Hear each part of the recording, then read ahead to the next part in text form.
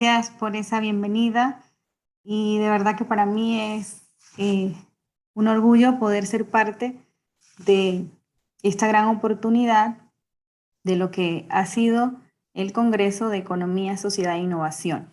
Entonces, sin más, pues quiero empezar entonces con ese compartir de conocimiento y agradecerles pues a la audiencia que aunque estamos en la virtualidad, yo voy a confiar en que cada uno de ustedes me va a acompañar y va a participar de manera interactiva y activa en este espacio pues, que nos ha ofrecido el Congreso, no solamente para conversar y compartir pues, algo de conocimiento sobre lo que es la inteligencia emocional y sus beneficios en la educación, sino también para ir poniendo en práctica algo de ese conocimiento y a la vez, pues tanto ustedes como yo podemos conocer un poco lo que representa nuestro cerebro emocional en nuestro desempeño.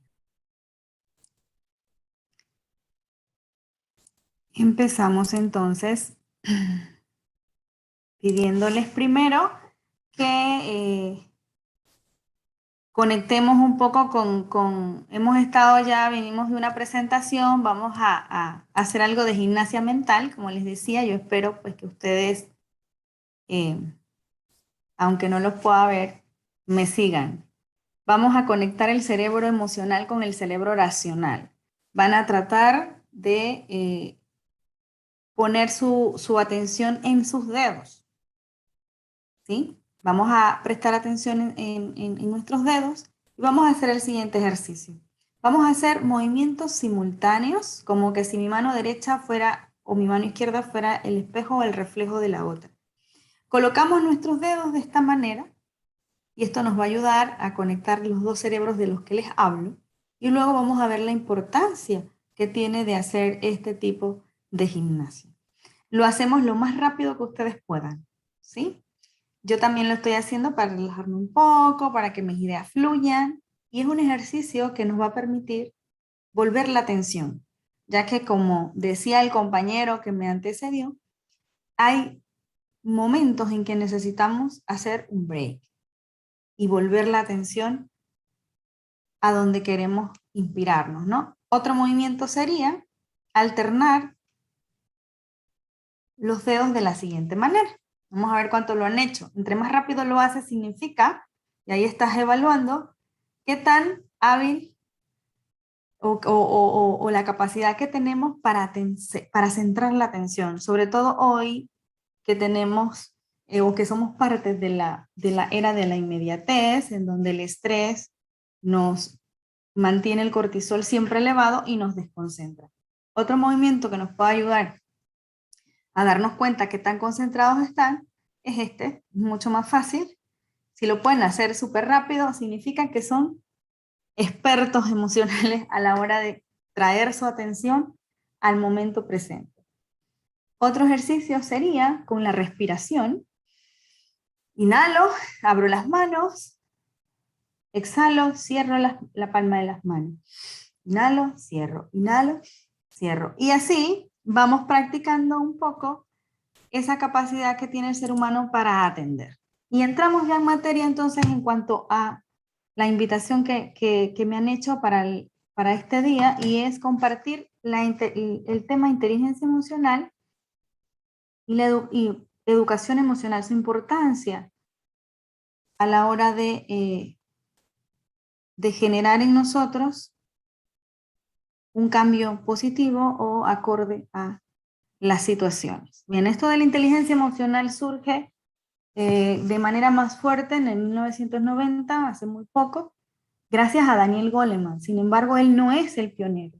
Cuando empieza la ciencia a involucrarse y a preocuparse por esta parte del cerebro, es por allá con la teoría de las inteligencias múltiples de Gardner, empieza a hacer ya ruido de que no solamente somos seres que tenemos una corteza cerebral y que tenemos la capacidad de aprender y gestionar conocimiento, sino que además la mitad de nuestro cerebro es emocional. tenemos un cerebro reptiliano que si no se conecta con el cerebro, con esa parte cognitiva, pues no nos diferencia, ¿no? Eso es lo que nos hace humanos, conectar ambos cerebros. Y es entonces cuando en el 90 Salovey y Meyer hacen unos escritos, empiezan a valorar las investigaciones y a decir que era necesario desarrollar esas competencias y que había que investigar si era posible desarrollarlas y en qué momento, o si era algo genético.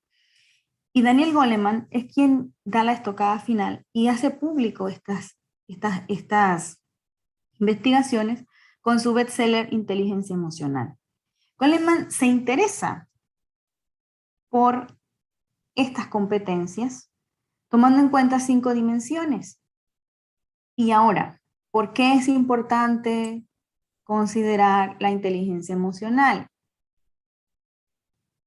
Porque, como les decía, siempre se había dado importancia, incluso en la década del 70 hubo una revolución, porque valorábamos al ser humano por sus competencias y por su conocimiento. Pero hoy, los nuevos escenarios demandan que el profesional no solamente tiene que tener conocimiento, sino que adicional tiene que tener competencias sociales. La buena noticia es que se pueden desarrollar, pero tienen muy poco de aporte a la hora de los escenarios en donde se construye el conocimiento. Y de hecho en los países en desarrollo nos ha costado muchísimo introducir la importancia, o por lo menos, de que en nuestros espacios escolares tengamos cátedras de inteligencia emocional u oportunidades para que los estudiantes no solo fomenten el conocimiento, sino que adicional revisen y potencien sus habilidades sociales. ¿Y qué son esas emociones? Bueno, hay 2 noticias, una buena y una mala. La buena es que somos los creadores de nuestras propias emociones, y la mala es que no las podemos culpar. O sea, no podemos culpar a nadie de esas emociones. Contándoles un poco la importancia, hay investigaciones que lo sustentan. No es solamente porque Daniel Goleman dijo, bueno, vamos a prestarle atención, es importante que las personas se conozcan, sean empáticas, tengan relaciones interpersonales sanas, empiecen a tener automotivación, sino que adicional, esto provoca en diferentes espacios y diferentes escenarios un deseo por investigar.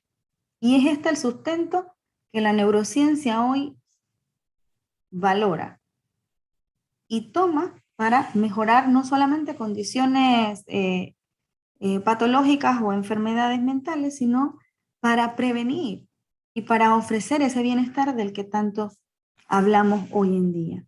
Y esas investigaciones, por ejemplo, tenemos en cuanto a la influencia de las emociones en nuestro sistema inmune. Sheldon Cohen hizo estudios en la Universidad de Kentucky, en donde evalúa a 70 personas que tuvieron enfermedades cardiovasculares y otras en donde tenían una predisposición, pero que sus comportamientos y en su diario vivir tenían ciertas condiciones. Y era que el grupo control, simplemente recibían su tratamiento. El otro, adicional, tenían un estilo de vida saludable.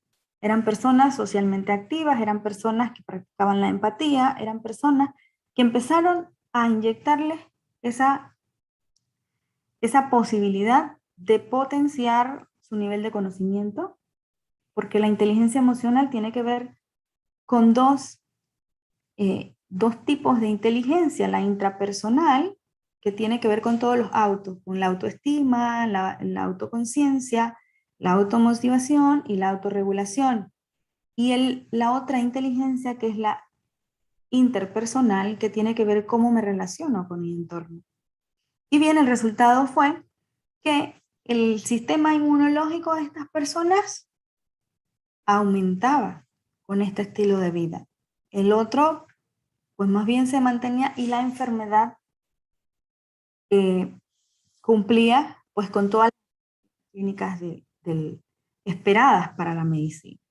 También en Londres, en la universidad, en la University College, hacen otro estudio en donde toman en cuenta personas que han tenido,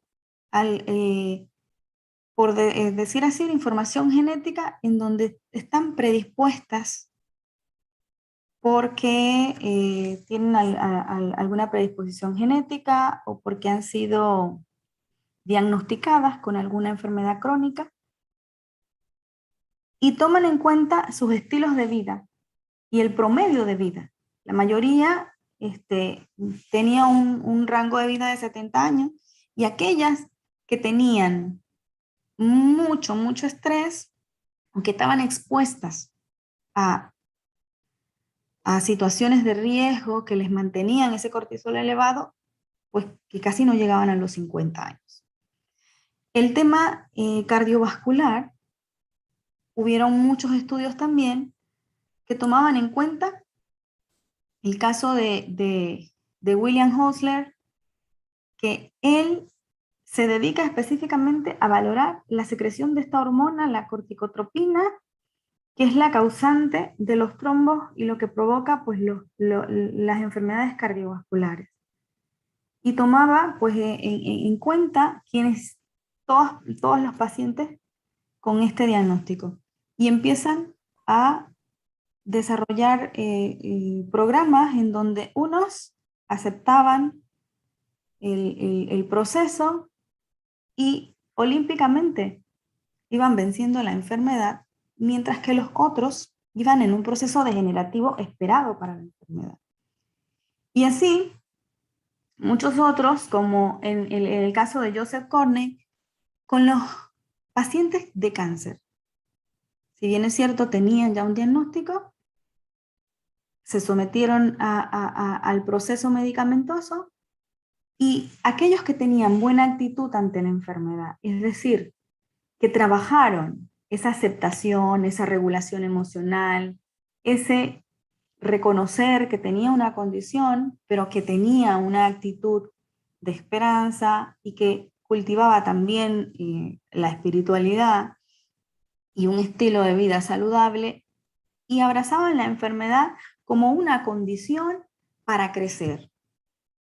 Esto hizo que estas personas tuvieran mejor aceptación del proceso, a como otros que no lograron ni siquiera iniciar el proceso de recuperación o de tratamiento, porque al hecho de recibir la noticia simplemente el impacto fue tan tremendo que emocionalmente murieron. Y esto hizo que su cuerpo también entrara en ese proceso degenerativo.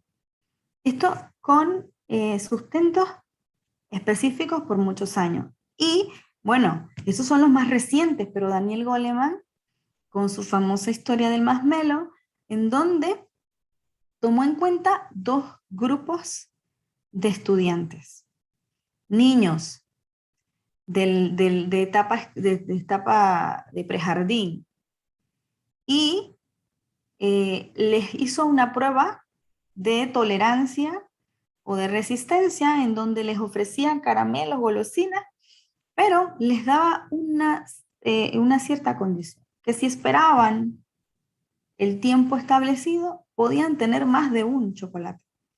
De lo contrario, pues solamente el que se comían en el momento. Y fue interesante porque estos niños pasaron la prueba, pero después de 40 años,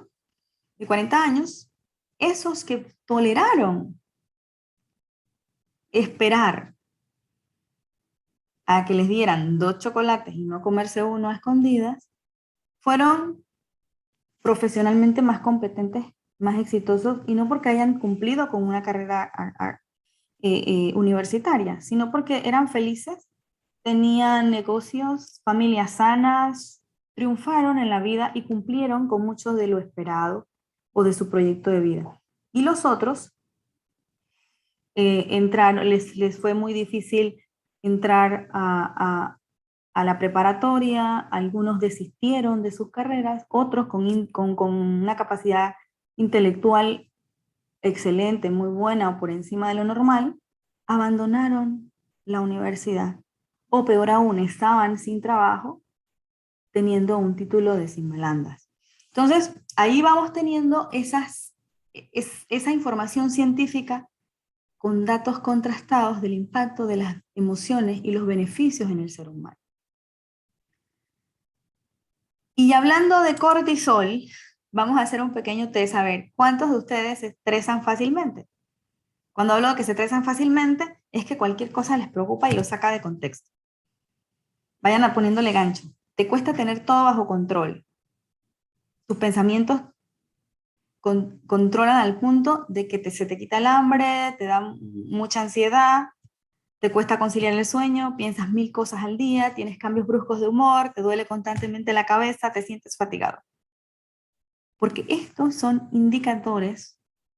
Si tienes más de 3, probablemente tu cortisol anda siempre elevado. ¿Y qué provoca eso?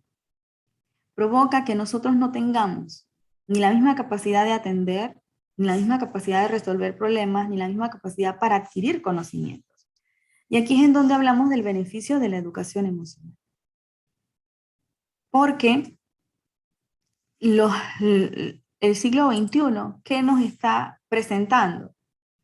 Los elementos que más nos estresan, ¿cuáles son? La obsesión por aprovechar el tiempo.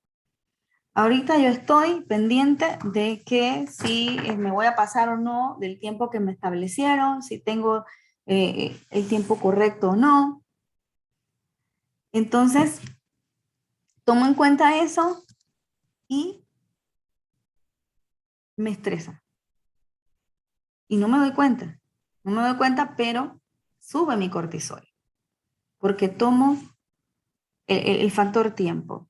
Siempre estamos con que si me va a dejar el bus, con que si llego a tiempo, con que si quiero 26 horas en lugar de 24. Y esa obsesión no es solamente en mi caso o me la invento yo. Es algo que viene dado por la era de la inmediatez, porque estamos a un clic de la información y porque es lo que demandan los nuevos escenarios. Otra cosa que nos estresa y que no nos damos cuenta porque es un estilo de vida tan normal, que es el estar conectados.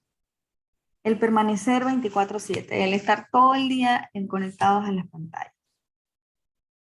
Y eso que en el caso de los que tenemos un poco más de los 30, el impacto no es tan alto, porque nuestro cerebro logró, porque no nacimos con el celular debajo del brazo como en las nuevas generaciones. Que eso se ha comprobado, la neurociencia nos dice que frena la capacidad de desarrollar esas sinapsis que permite fijar la atención.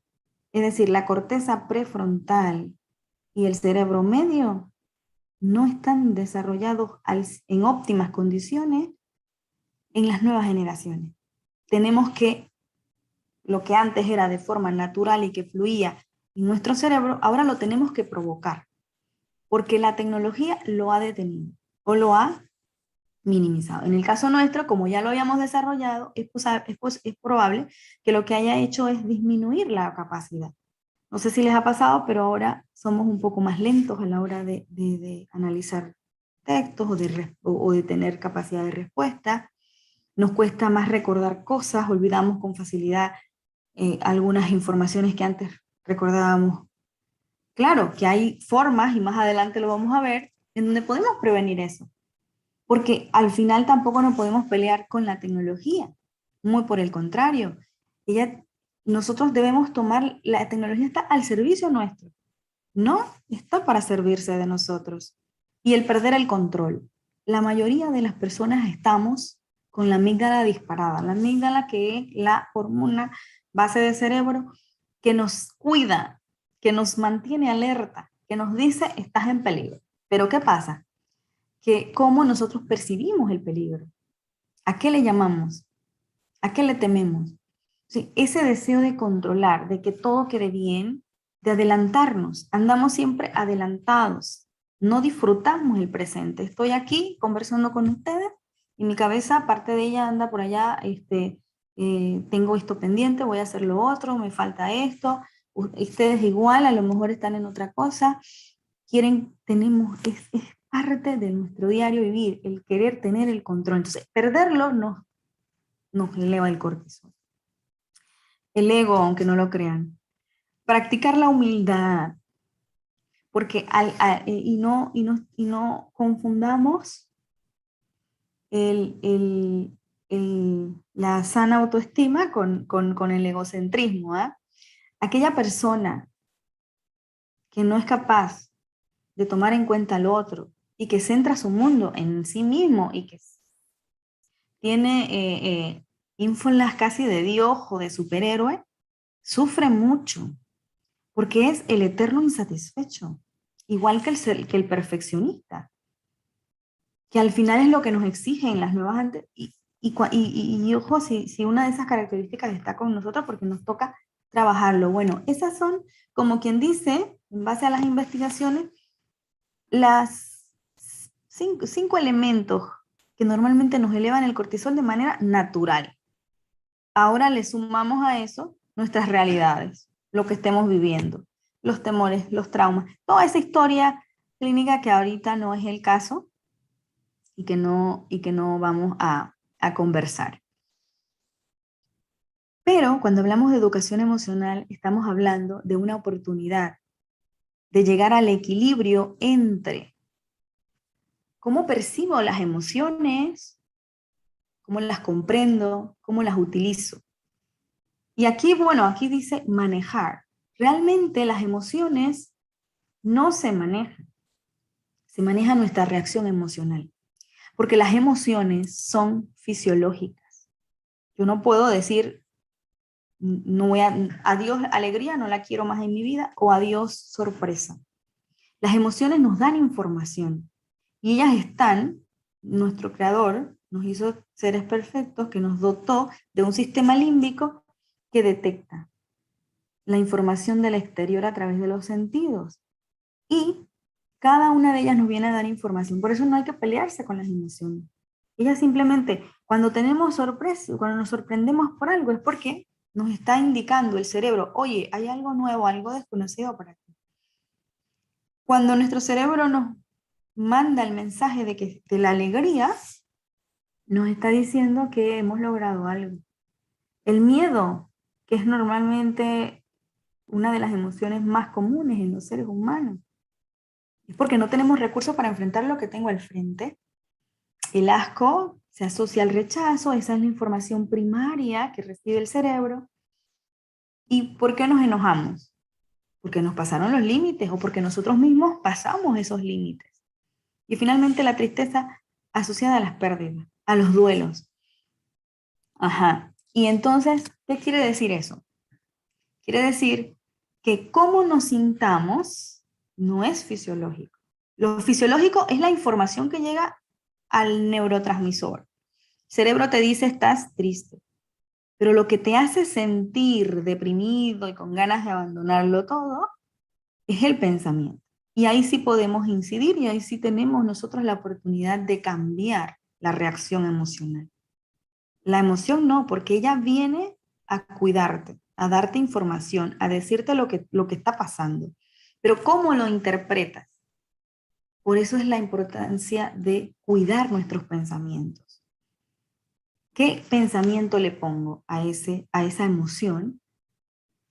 Y la fórmula, para los economistas que les gustan las fórmulas, emoción más pensamiento es lo que te va a dar como resultado el sentimiento. Si yo al miedo le añado un pensamiento de impotencia, tengo una baja autoestima, pues la frustración va a ser inminente y mi actitud va a ser de perdedor. Y allí mi reacción, mi comportamiento va a responder a eso. Sin embargo, si mi pensamiento ante el miedo es bien, ¿qué es lo que está pasando? No tengo los recursos, busco. ¿Qué es lo que no tengo para enfrentar esto? Ajá, hago mi inventario, cuáles son mis limitaciones y mis posibilidades, negocio con mi miedo y sigo, con miedo pero sigo. ¿Ah? Entonces, importante tener en cuenta que cuando atendemos esas habilidades de regularme, de tener confianza y motivarme, conseguir objetivos, eso es educación emocional, esa capacidad que tiene el ser humano para regularse a sí mismo, para confiar en su carga no solamente genética, sino en su capacidad de reinventarse. Esa manera en que se marca pautas, objetivos y que va por ellos. La empatía, que lo mencionaron hace un rato también, para la creatividad. Esa capacidad de entender a los demás, incluso cuando uno no está de acuerdo, genera una educación, una inteligencia emocional. Y eso se aprende, eso lo podemos desarrollar y hacen falta en nuestras aulas, sobre todo en el sector estudiantil, sin quitar, ¿verdad?, que no podemos dar lo que no tenemos. Y así como les decimos a los papás, regúlense para regular a sus hijos, la idea de conversar sobre este tema en todos los niveles educativos es que el docente debe cuidar su salud emocional y el administrativo debe cuidar su salud emocional, porque de esta manera va a generar entonces ese escenario en donde todos vamos a poder comunicarnos de la mejor manera y evitar enfermedades. También es importante la capacidad de escuchar y comunicarse de forma eficaz. Cada día nos cuesta más hacer silencio para escuchar al otro. Estamos conectados, con más conexiones, pero menos comunicados. La capacidad también de reconocer las emociones y sus efectos nos permite autorregularnos. La autoobservación, el primer paso de la inteligencia emocional. Entonces, la eficacia de las organizaciones va a depender mucho de cómo o su capital humano se encuentra emocionalmente. Sea la buena noticia, antes de pasar a todo lo que nos toca hacer, es que la neurociencia ha avanzado muchísimo. Y tenemos la convicción de que todos los días podemos generar nuevas conexiones neuronales. Así que no importa si mi carácter es volátil, si mi temperamento tiene un componente que me predispone, si de repente pues nunca recibí el cariño ni el afecto y hoy soy una persona que no sé cómo socializar, no importa. A cualquier edad podemos aprenderlo. Y es responsabilidad de cada uno de nosotros generar esas nuevas conexiones. ¿Y cómo lo hago? Cosas sencillas que hacemos o que nos dice el médico o que el psicólogo cada vez que puede nos los recuerda. Ejercicio físico, descanso. El ser humano necesita reponerse, el cerebro también necesita dormir. Bueno, 8 horas, no más de allí, porque también entonces rompemos los niveles óptimos de trabajo cerebral. 8 horas. Y cuando hablo de descanso, no es solamente irnos a la cama, es dormir, es desconectarnos como 2 horas antes. Pero si es imposible, por lo menos ir intentando 1 hora antes de irnos a acostar, desconectarnos del celular, ponerlo en modo avión. Porque si lo dejamos que timbre o que las activen las notificaciones, aunque usted esté dormido, su cerebro sigue pendiente. No descansas. Muy por el contrario, te levantas irritable, te levantas mal, porque esto afectó la regeneración que necesitaba el cerebro. La dieta antiestrés, ¿y cuál es esa? Rico en omega 3. Mucho pescado, mucha fruta, mucha legumbre. Y el café, las drogas, todas estas cosas pues que irritan y que tienen un efecto analgésico temporal que nos hace creer que estamos bien, pero en realidad son chispazos de dopamina que que solo nos engañan momentáneamente. Entonces una dieta antiestrés tiene que ver con eso. La organización, porque si la cronopatía es una cosa que nos está comiendo vivos porque queremos controlar el tiempo, entonces porque tenemos 3 trabajos, porque está el Congreso, porque además respondemos a nuestra vida familiar y un montón de cosas. Hay que organizarse, hay que ser disciplinados en eso. Las habilidades para la vida las desarrollamos todos los días. La interpretación de las situaciones. Hoy se hace necesario que trabajemos en nuestra actitud, en que tengamos una actitud positiva ante las cosas, que centremos nuestra atención en lo que podemos hacer y no en aquello que está fuera de nuestro alcance.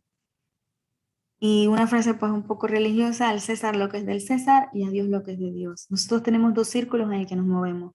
El círculo de nuestra influencia, aquellas cosas que dependen solo de mí. Y el círculo de las preocupaciones, en donde yo no tengo injerencia, pero me la paso dando vueltas allí. Bueno, entonces, con el tema de la cronopatía yo quiero resumir un poco todo esto con las claves que Valentín Fuster, un cardiólogo que insiste mucho en la importancia de cuidar nuestra salud mental, nuestra inteligencia emocional y de que eduquemos al ser humano para ser feliz, porque se puede educar. Las 4T del bienestar: tiempo, tiempo a reflexionar, dediquemos tiempo a estar con nosotros, a ser mindful.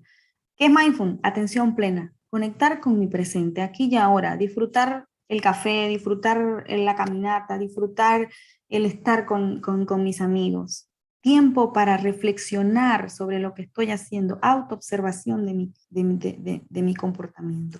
El talento, pongamos en práctica, no hay nada mejor, nada nos hace o nos realiza más que hacer las cosas que nos gustan. Aprender a compartir esos dones que hemos tenido de gratis y potenciarlos. Tener esa disposición de desarrollar cada vez más el talento que ya te vino de gratis. Transmitir positividad. Cuando transmites eso, las flores que crecen en el jardín de tu mente son las flores del pensamiento positivo. Son las flores que necesitas para tu propio crecimiento. O sea, que si te gusta dar consejos y animar a otros, está bien, porque eso hace que tengas ahí esa neurona espejo que te está copiando y que te está escuchando a ti mismo. Tutor, es importante siempre escuchar a esa persona que te guía, que te orienta y que cree en ti. De ahí la importancia también de que el docente que dice cómo trata al estudiante. Cuando tenemos a alguien a quien seguimos o quien nos inspira, confiamos mucho en lo que esa persona dice. Entonces, es importante prestar atención a quienes te destacan, a quienes te dicen eres bueno en esto, eres bueno en lo otro. Y las AES del bienestar. La actitud positiva, nuevamente. La felicidad no es lo que te pasa a diario, es la actitud que tienes frente a lo que te pasa, es cómo asumes lo que te pasa. Eso es la felicidad. Entonces una actitud positiva seguramente te va a permitir disfrutar todo lo que te pase. Y activa la resiliencia, que está de moda. Aceptar, o sea, aceptar que yo soy una persona limitada, que bueno, mi vecino tiene carro y yo no, pues toca aceptar eso, porque cuando lo acepto, entonces empiezo a trabajar por comprarme uno, pero al menos vivo pendiente de la vida del otro, vivo estresada, aumento mi cortisol, vienen las enfermedades cardiovasculares, y todo lo que dijimos se dio en las investigaciones y que se sustenta teórica y científicamente. Y la autenticidad. Si hay una cosa que garantiza la inteligencia emocional, es ser de Yanira en la mañana, mediodía, en todas horas, ser auténtico. Que seamos nosotros mismos en cualquier escenario, independientemente de los títulos, de los espacios, de los tronos, de las oportunidades, de los ambientes, porque no son los ambientes los que influyen en ti, eres tú el que influye en los ambientes. Entonces, autenticidad y altruismo. Ayudar a otros siempre va a ser una oportunidad para nosotros fortalecernos como seres humanos. Y bueno, por allí lo dejo. Yo creo que es importante. Estoy convencida de que la inteligencia emocional es necesaria y potencial.